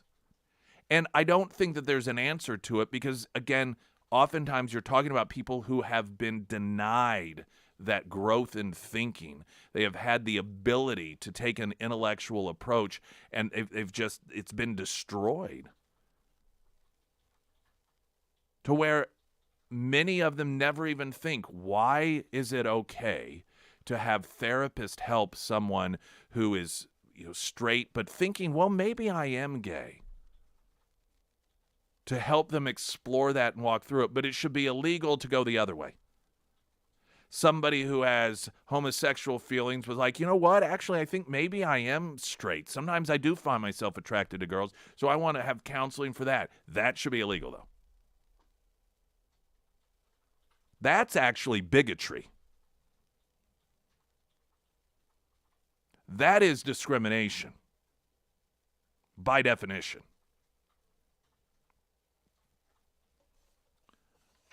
In Minnesota, incidentally, Governor Tim Walz signed a bill April 27th that does exactly what it is that this person wants done in Springfield. Private conversations between therapists and patients struggling with their sex and sexuality. And incidentally, oftentimes, it is not the sole reason that people will see a therapist. And this is what's becoming very dangerous with the government dictating what doctors can do, what they can and can't do with, in terms of adults who need help, whether it's for mental health or otherwise. And so in Minnesota, they've made it illegal. If you are a patient who has just a number of different issues and, maybe loss and your job and you're just overall depressed, and one of the situations you have that adds to it all is dealing with your sex and sexuality, well, under the guise of stopping this conversion therapy, now patients cannot ask their doctors or talk to their doctors about these things. It's illegal. I mean, you want to talk about thought police? Now Minnesotan therapists who help those with gender dysphoria accept their sex, and those with unwanted same-sex attractions are banned from helping willing clients with their struggles. By the way, that's for adults as well. These people are complete totalitarians. Springfield's Talk 104.1, I'm Nick Reed.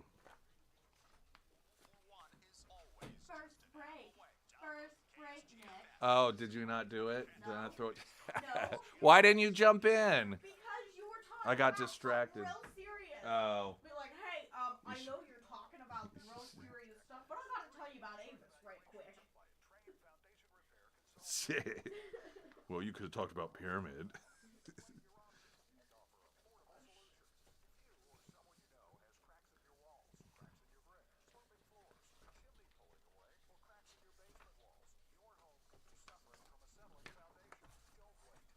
I gotta call Beatles.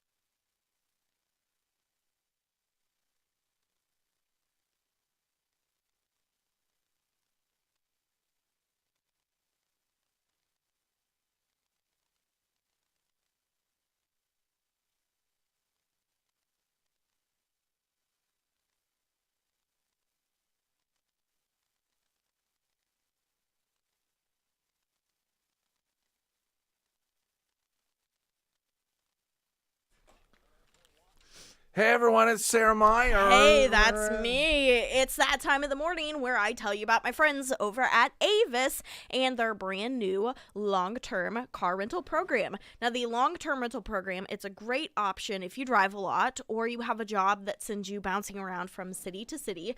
The program is also really great if you're looking to buy a new vehicle and you really want to get a feel for a vehicle before you purchase it.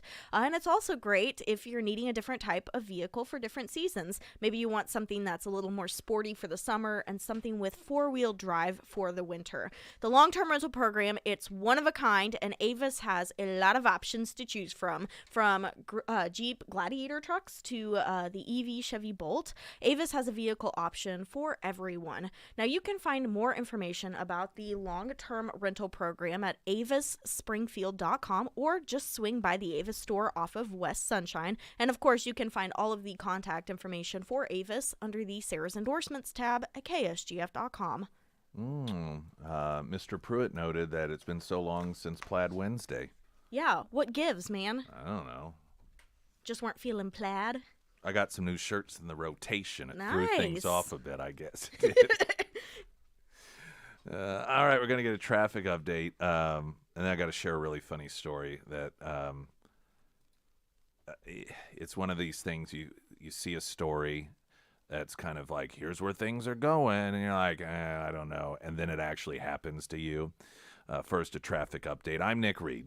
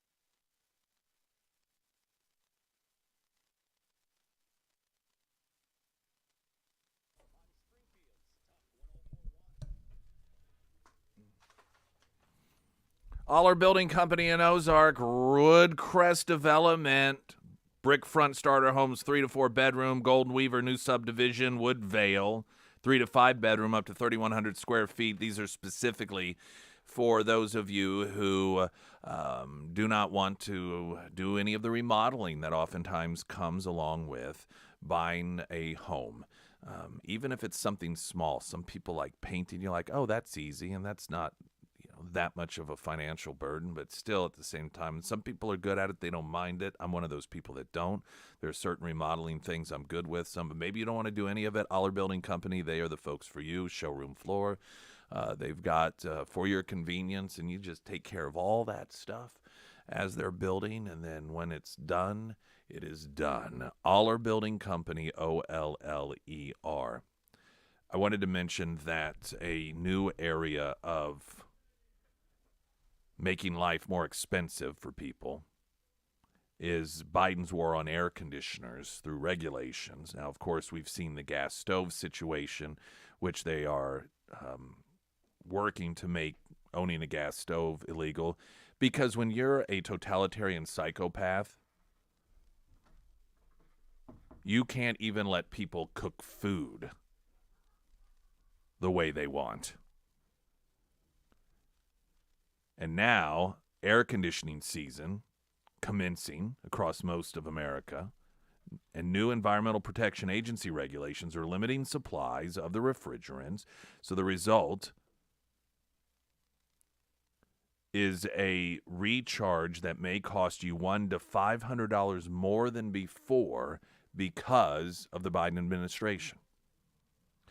Now, if you are a Bill Gates or a Jeff Bezos, you don't even know about this stuff because you don't get out your checkbook and pay people. This is nothing to you. If you're the single mom with 2 kids working 2 jobs, this is massive. This, yet again, is a diminished quality of life and a hit on middle and lower class Americans from a political party that claims they're for the working man. I mean, you realize when it comes to victims, the people who get hardest, consistently with the Democrats, it is the middle class and the lower class. They run around, well, you don't have to worry about any sort of burden if you're making over $400,000 a year. Oh, so paying 3 times as much as the pump somehow evades those of us who make less than $400,000 a year. The inflation, cost of living skyrocketing. If you make less than $400,000 a year, you're immune from that. You're immune from the increased cost of products like air conditioners and having air conditioner repair done, which oftentimes for a lot of people, the repair is clearly the cheaper route. So it's if you're rich, just give me a new one. I don't care, whatever the newest, latest is. If you're the average American or economically below average American, specifically, this is targeting you. Let's not forget,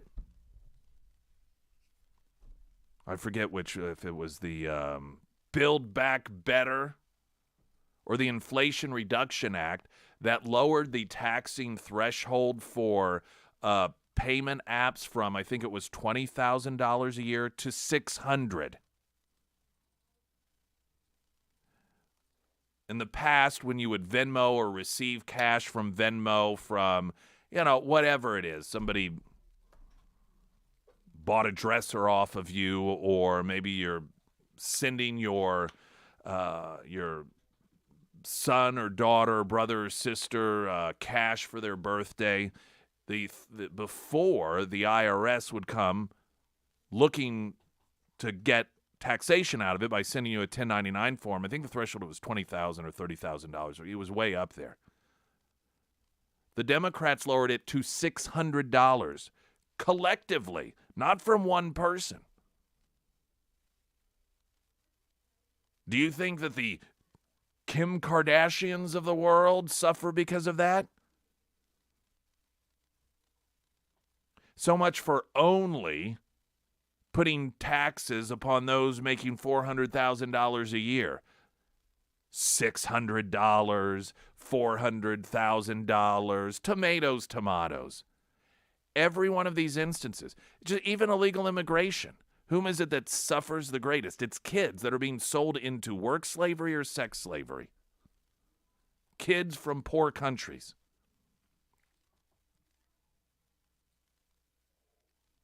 The tremendous hit on quality of life that the Democrat Party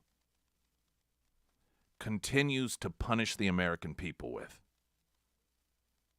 shows no signs of slowing down. And the crazy part of it is, I mean, Republican voters can't do anything to stop it. They do what they can. They vote against that. Amazingly, it's Democrats who make it possible. It's the Democrat voter who vote for people that do these things. And until Democrat voters stop supporting policies that disproportionately punish the poor, that disproportionately punish the middle class, that disproportionately punish children, until Democrat voters say, you know what, this isn't who I am no longer going to give my money and my vote to people who implement these policies, victimizing the most vulnerable in our society. It is not going to slow down. And in fact, it is speeding up. As Joe Biden said, he ain't finished with us yet.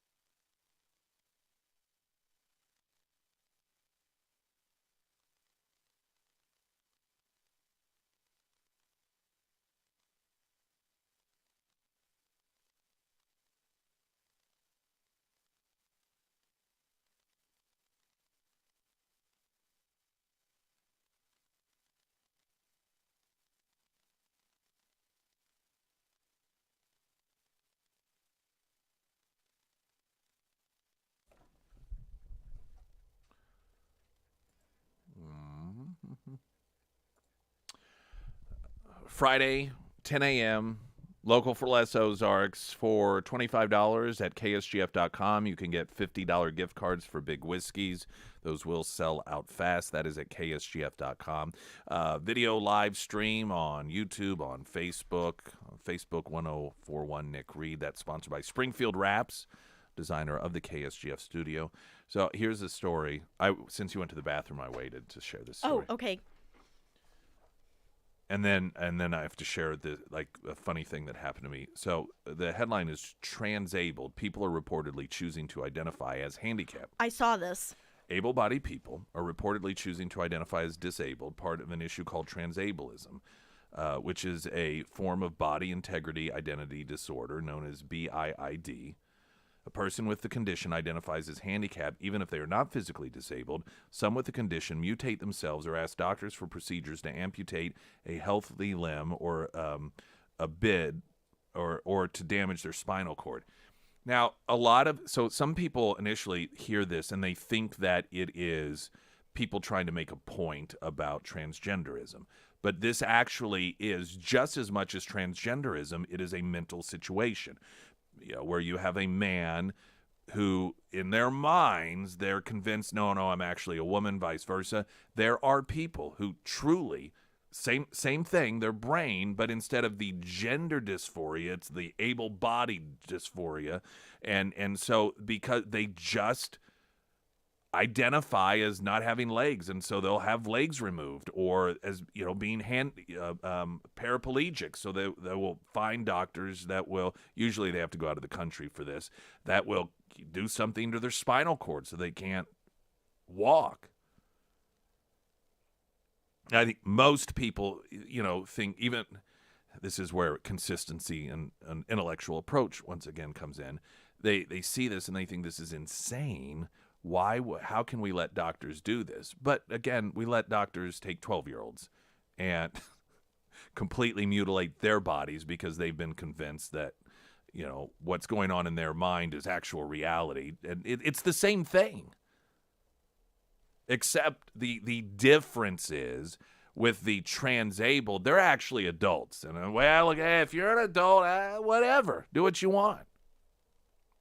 I don't know how any honest person excuse me, can be opposed to or think, well, now you shouldn't be chopping off their legs. They clearly have some sort of mental issue. They need psychological help, but then think children should be able to have their body parts lopped off in order to align with their perception of what their body should be like. All that being said, I'm going to a concert this summer excuse me again, at Starlight Theater in Kansas City. And I had been sent a SurveyMonkey survey to take. And I've not, that I can recall, been to a performance of Starlight Theater. And so a lot of the questions did not really apply to me. Like, what sort of purchases do you make when you go there and so forth? Because this is going to be the first concert that I've attended there. And I went ahead and filled it out because they said that 10 of the folks who fill it out will get a premier VIP parking pass, which I actually already bought one anyway. But I thought, well, okay, I'll go ahead. Maybe if I win it, I can get a refund on the one I purchased. Doubt it. One of the questions. So there were numerous, what is your gender? Male, female, I identify as male, I identify as female, all of these. Prefer not to say. Yeah, prefer not to say. And then there was also, how do you privately self-identify? How do you publicly self-identify? So they would ask that on gender. Why do they need to know this? I don't know. I did not. I think this is the first time I've become aware of questioning the private versus public. So I guess we're recognizing now that you can literally every day change your gender. I mean, that's what those questions suggest to me. Yeah. That if when you get home, you're like, yeah, I'm a guy. But then when I go out and, I don't know, compete in sports, I'm a girl. I suppose there's some honesty to this acknowledgement. But this is the part that killed me after reading the article I just talked about and transableism. Question 17. How do you publicly self-identify? I identify as a person with a disability. I do not identify as a person with a disability. So here it's made its way into a mainstream survey for people attending concerts at Starlight Theater, whether or not I identify as disabled, regardless of whether I am or not. I couldn't. It was so funny because this article I had just printed off, and then I get this. I had actually received the email to take the survey prior to the article, but I did not go through and read the questions. And I thought, this is where we've. And the people a year ago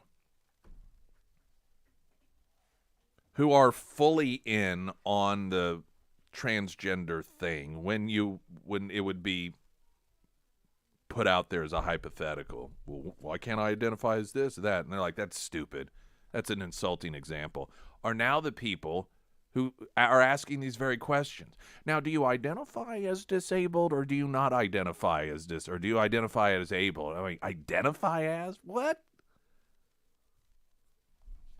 ask what's your age range, but there wasn't a identified age range. So why that's somewhat consistent. So I get to pick my gender. I get to pick whether I'm disabled or not, but I don't get to pick my own age. I have to actually be the age that I was assigned at birth. That doesn't seem very fair. Somewhat big. That'll come next. So if you identify as somebody who is disabled, but you're not disabled, but you park in a disabled parking spot, can you get a ticket for this? That's a good question. I should Yeah. call him and ask. Be like, based off this survey. Now they obviously it's the Survey Monkey, so they commissioned, and I'm guessing though that they provided or at least approved of the questions. If they do recognize that you get to choose your ability as either being disabled or abled, yeah. Do I get those nice special seating up front with all the leg room? Can I take one of those? Do I get to use the handicap bathrooms, the parking spaces? These are legitimate questions. What a world we live in. It really is a sign that we just have too much time on our hands as human beings. We the beginning of the end occurred some time ago.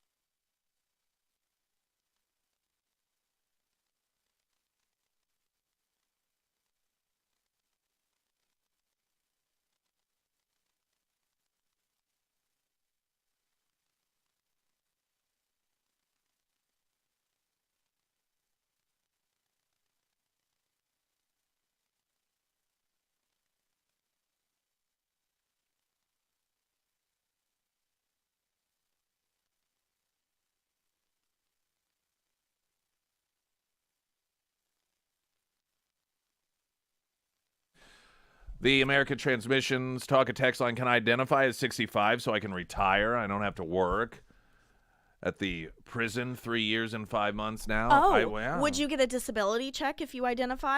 Ooh, great question. Yeah, disability check. Yeah. How can you not? Listen, if Title IX covers men who pretend to be women, then why can't all of the disability, the ADA, American with Disability Act, cover able-bodied people who identify as disabled? Can you give me a logical reason why one is legit and the other's not? The answer is no, you cannot. Sarah Myers, everyone. Thank you. Well, this is your friendly reminder to get a roof inspection if you haven't done one in a while. A roof inspection is a good way to catch issues with your roof before they become a major problem. And recently we've had a lot of hail, we've had a lot of rain, and a lot of wind, and we have even more coming our way in the next week or so. So who do you call? No, you don't call Ghostbusters. You call the Pyramid Roofing Company. Josh and the Pyramid Roofing Company, they'll come out, they'll do a roof inspection, they'll take tons of photos and videos, and then they'll educate you on what exactly is going on with your roof. They'll let you know if you need a whole new roof or just a roof repair. They'll be upfront and honest with you. And if you get a clean bill of health with your roof inspection, that can be an ease of mind as more spring weather moves through the Ozarks. Now, if you'd like to schedule a roof inspection, highly recommend that you give Josh and the Pyramid Roofing Company a call today. You can find all of that contact information for the Pyramid Roofing Company under the Sarah's Endorsements tab at ksgf.com. I don't have time to play the audio, but grateful that Senator Josh Hawley is bringing to light the lie regarding, or one of the lies regarding EVs. And one of the lies is that this makes us less reliant on foreign countries. We've got to get away from oil and gas. EVs make us more reliant. And he was questioning during a committee hearing the Department of Interior Secretary, who is over the department that has rules and regulations regarding different materials that are needed to make electric vehicles. And he asked her, do you know what nation? Well, he noted that these batteries, you need lithium, nickel, graphite, and cobalt. And do you know who the nations, or what nation is the single largest producer of refined cobalt in the world? Just no. China. What about graphite? No, don't know that either. China, China, China, China, China, China. I don't believe I've ever seen in modern history a country that has willingly and proactively made itself so reliant on a country that is its number one geopolitical enemy, and has made no bones about the fact that they want to essentially be the leader of the world, which means taking the place of the United States. And we are helping them in almost every way imaginable, with entertainment, when it comes to our border, and the willingness to allow them to create fentanyl that they then give to the drug cartels to import into the United States. COVID, evade any responsibility for that. Academia, giving them access to our universities after they pour millions and millions and millions of dollars in. And even apparently, to some degree, allowing them to have secret police here in the United States. See you tomorrow at Hertz Donuts, the brand new location broadcasting there, Sunshine and National.